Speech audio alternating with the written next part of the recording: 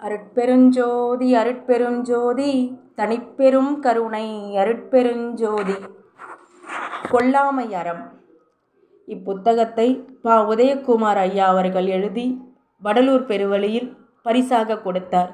அவர் கொடுக்கும்போதே படித்த அனுபவங்களை தொலைபேசி வாயிலாக இல்லாமல் எழுத்துக்கள் மூலமாக கடிதம் மூலமாக தர வேண்டும் என்று வலியுறுத்தி கூறினார். அதன்படி நான் படித்ததை முடிந்த அளவு மட்டுமே எழுத்துக்களாய் வாசிக்கிறேன்.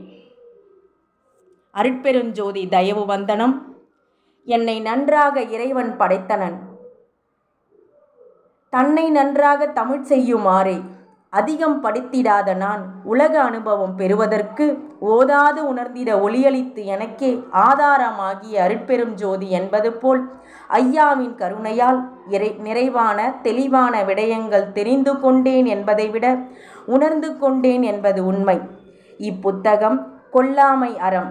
நிலத்தில் போட்ட விதை முளைக்கவில்லை, பாதையில் விழுந்த விதை மரமாச்சு என்பது போல் மனதில் கொல்லாமை புலால் உள்ளாமை குறித்து பக்கத்திற்கு பக்கம் ஊர்வலமாய் சிந்தனை துளிகள் எழுத்துக்களாய் பாடலின் வரிகள் மட்டுமின்றி பொருளுடன் படிக்கையில் இனம் புரியாத சிலிர்ப்பு.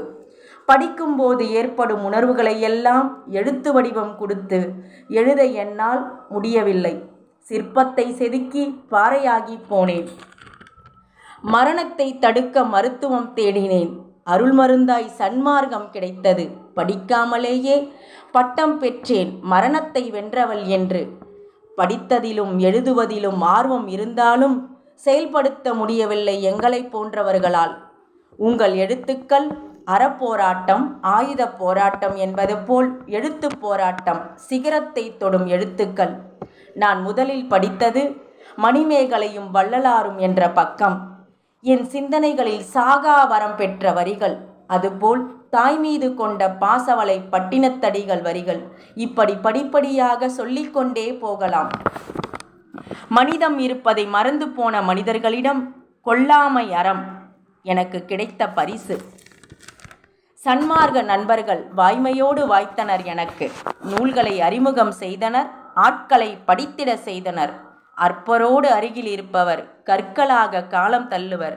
சிற்பியோடு நட்பு கொள்பவர் சிற்பமாக சிறக்க செய்வர். எண்ணங்களை சிற்பமாக்கிய திருபுவனம் பா. உதயகுமார் அவர்களுக்கு தொலைபேசி வந்த முதல் கடிதங்கள் குறைந்தது. உருகி உருகி எழுதும் எழுத்துக்கள் மறந்தன. தனிமையை மறக்க வலிமையை கூட்டும் கடிதங்கள் கிழியும் வரை படித்து படித்து வழியும் அன்பை வாரி பருகுவோம். மடல்கள் வந்தால் மனம் மகிழும், கடல் போல் உவகை விரியும்.